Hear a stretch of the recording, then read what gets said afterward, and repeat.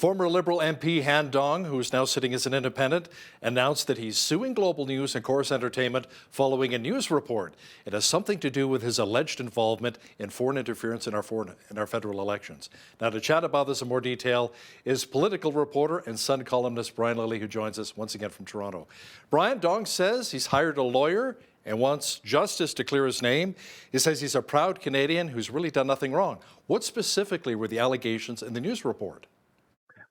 So there's been several allegations against Han Dong. One, that he was one of the MPs that Beijing assisted in this alleged foreign interference network. That's something that he denied. The allegation that really saw him leave the Liberal caucus and then announce this lawsuit is that the claim by Global is that there was a call in February 2021 between Han Dong and a man named Han Tao, who was then China's consul general in Canada. And the claim was that Don had said to the Chinese consul general, you know, it would be better if you didn't release the two Michaels now, Michael Kovrig, Michael Spavor, because releasing them now would only help the Conservatives. Don doesn't deny that he called Han Tao about the two Michaels, but he says the characterization of the conversation is all wrong. He claims that what he did was demand that they be released. Global reported that he wanted them kept in custody for political reasons. That's a devastating allegation if true. Now, we don't know if it's true. What we found out later on in reporting from the Globe and Mail is that they had heard of this conversation as well, had approached the Prime Minister's office. The Prime Minister's office reached out to CSIS and got a transcript of the phone call, looked at it and said there's no actionable evidence here. So they didn't do anything about it. They knew about it before it was made public. So a couple of interesting things. CSIS is, basically the PMO is basically confirmed that CSIS is wiretapping the Chinese consulate. I'm sure they assumed that, but now that evidence is out there. The conversation did happen. It's down to who said what. So Don's says he's going to sue. He hasn't launched his lawsuit yet, but says he will. He's got to be very careful about what he sues Global over. So if he goes ahead with this, is he just suing over the allegation about the phone call, about the allegation of a foreign interference network and him getting assistance from Beijing? Because when you sue someone, you open yourself up to discovery, and both sides have to put forward their evidence, and each side gets to see the other's evidence, and it all gets public in a court. So, between Don saying he's going to sue and calling for a public inquiry, he's really putting himself out there that he wants his name cleared and he's willing to have everything out in the open. What's fascinating is that Justin Trudeau isn't.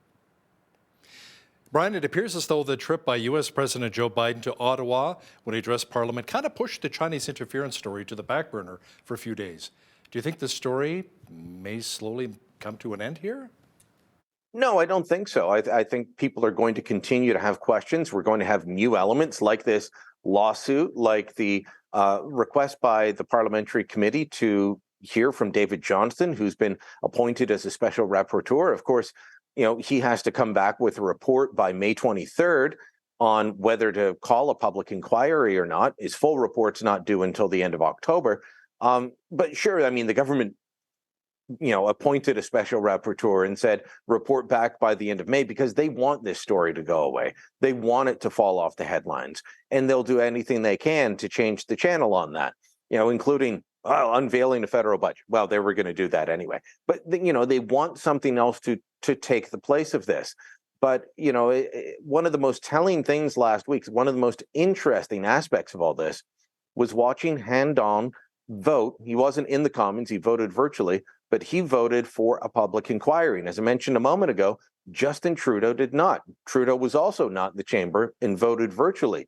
So this story is going to keep going. You've got the Ontario element. You're going to get more out of BC. And I'm telling you, at some point, it's going to hit other parties, other provinces. This is going to be a story that touches every part of the country. Yeah, it'd be interesting to see the way it plays out. Brian, let's chat a bit more about U.S. President Joe Biden and his visit to Canada, the first time as President of the United States. Now, when he addressed Parliament, he said he loves all of Canada's NHL teams except for one.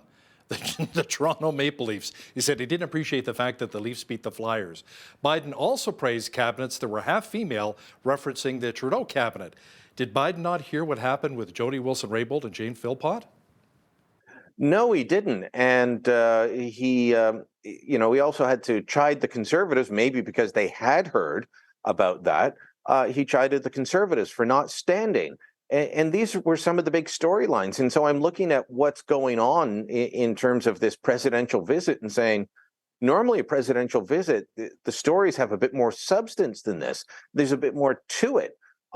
Sure, they announced the amendment of the Safe Third Country Agreement in Roxham Road, but even that had some weird elements to it. This was a presidential visit that was really just a courtesy call by Biden on Trudeau.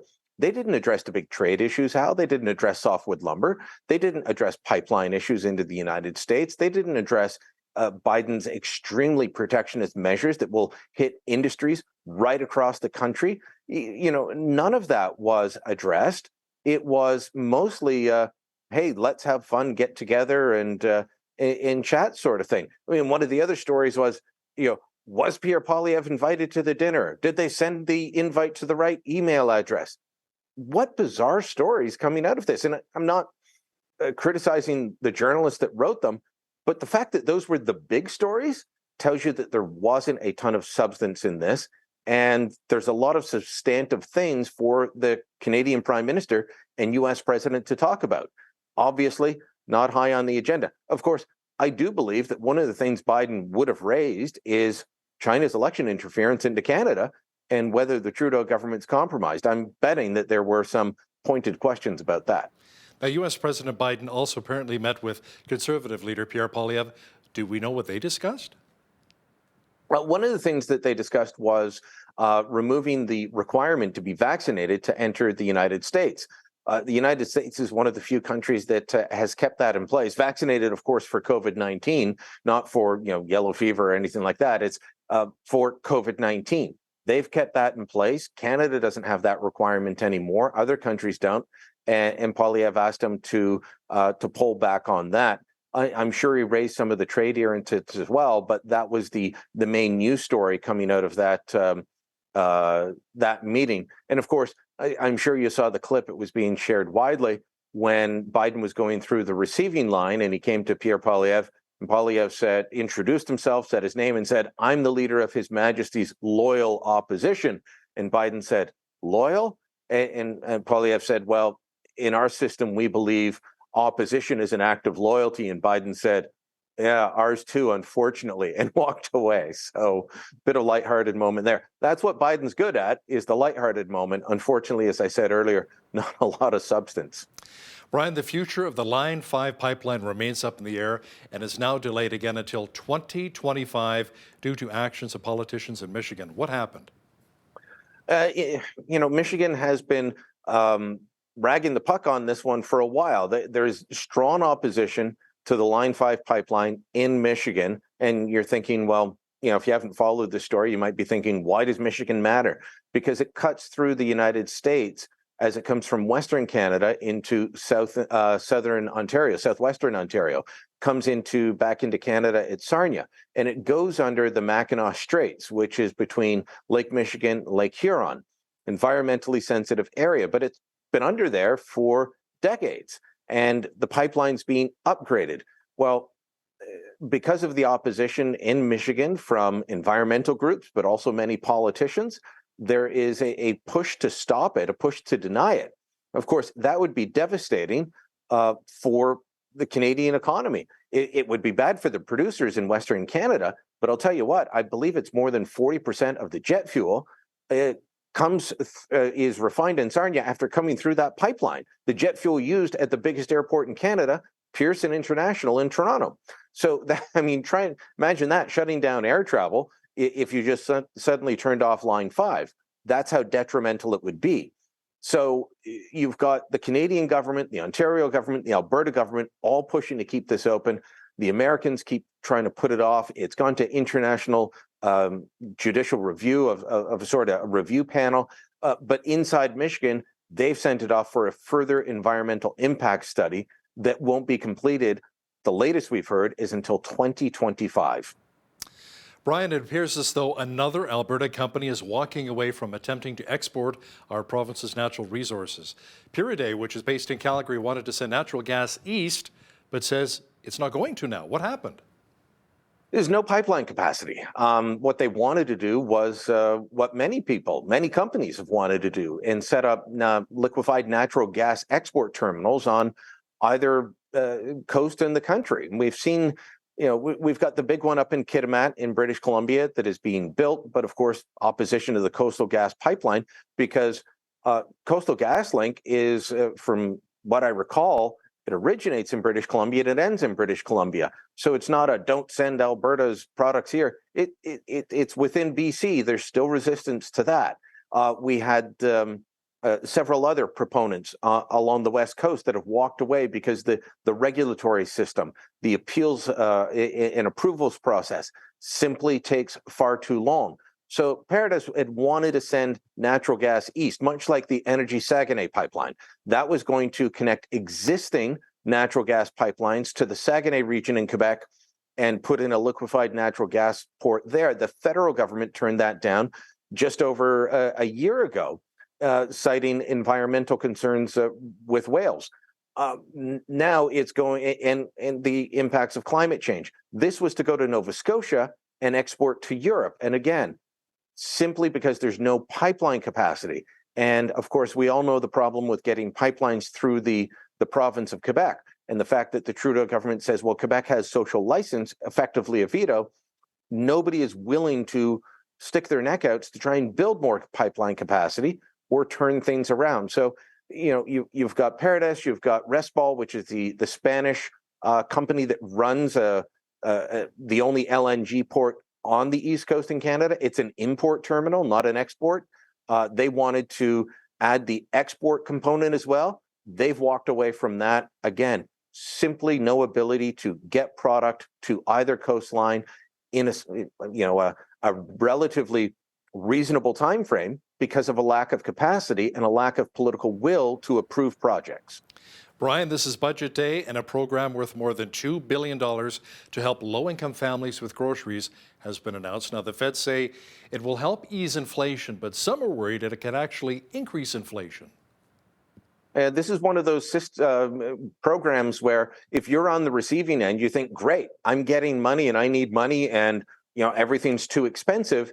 And you don't really care about the long-term impacts because it's going to help you in the short term. And so if you're a single person, I think it's $234. If you're a couple with two kids, it's just under $500. These are not monthly payments, by the way. It's a one-time thing at this point, is my understanding. But what the government's essentially doing is putting billions of dollars into the hands of consumers who are going to spend it right away. What happens when you give consumers more money and they're paying more for goods? They end up driving up inflation as well. So yes, on the one hand, it will help low-income consumers in the short term. It may hurt them in the long term if it adds to the inflationary pressures. So if you can afford your butter or your margarine or your eggs, but if suddenly they go up in price yet again and they stay there, well, this short-term help ends and your inability to pay continues on for months, if not years to come. Now, we're talking about spending to help a lot of Canadians, which is desperately needed right now. And then, like you said, the result of that. But the feds also say they have a plan to cut costs, as in cutting expenses related to hiring consultants and travel. Now, you're kind of scoffing at this measure. Why is that? Because you look at the travel expenses that we've examined over the last little while, the Governor General's $800,000 trip to a book fair in Germany, the Prime Minister's $6,000 a night hotel room, catering bills that equal are over $1,000 a person, when any airline executive would tell you how astronomical that is. All of these things, they're not going to cut back on travel. We're sending the biggest delegation ever to Sharm el-Sheikh for the climate change conference. And then when asked, why aren't you sending more people via video link, you get a lecture from Environment Minister Stephen Guilbeault back at the opposition. So they're not going to cut back on travel. And, they're saying $7 billion in cuts. That's over 5 years. They have increased spending by multitudes of that figure on an annual basis with this budget. And as far as consultants, how much of it is going to be on the consultant side? They've increased the use of consultants or the cost of them by 95% over the last several years, according to the Parliamentary Budget Office. At the same time, one of the reasons you use consultants is so that you don't have to have a permanent full-time employee, benefits, pension, all of that, because you just need someone for a short amount of time to run a project. Well, we've increased the cost of the consultants by 95%. We've increased the public service by 28% in that very same time. I don't think anyone would tell you that your federal government services are 30% better, especially not someone trying to get a passport, navigate the airports, deal with immigration, deal with getting your pension problems fixed. The services aren't 30% better. They're costing a lot more. So yeah, this is a little bit of window dressing to say over 5 years, we'll cut $7 billion. Well, unfortunately, you're adding tens of billions of dollars of new spending all the time to the federal budget. This is not a sustainable path. It's window dressing. Political reporter and Sun columnist Brian Lilley, thanks so much for joining us today from Toronto. Thank you, Hal.